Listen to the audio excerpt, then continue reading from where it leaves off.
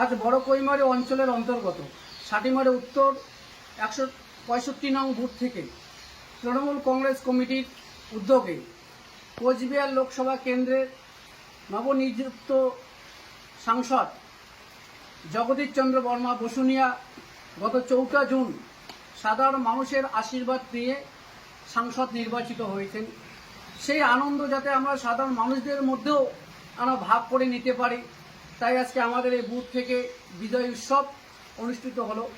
আজকের এই বিজয় উৎসবে যেটা আমরা দেখেছিলাম বিগত লোকসভা নির্বাচনের দিনও সাধারণ মানুষ বিজেপিকে উপেক্ষা করে যেমন তৃণমূল কংগ্রেসকে দুহাত তুলে আশীর্বাদ করেছিল, আজকেও সাধারণ মানুষ কাতারে কাতারে পায়ে পায়ে তৃণমূল কংগ্রেসের সঙ্গে সামিল হয়েছেন। আজকের বিজয় মিছিল সকলের মধ্যে আনন্দটা ভাগ করবেন বলে আজকে আমরা ধন্যবাদ জ্ঞাপন করি এই বুথের সাধারণ ভোটারদের যারা তৃণমূল কংগ্রেসকে দুহাত তুলে আশীর্বাদ করেছেন। তৃণমূল কংগ্রেসের মনোনীত প্রার্থী জগদীশ চন্দ্র বর্মা বসুনিয়াকে জোড়া ফুল চিহ্নে ভোট দিয়েছিলেন।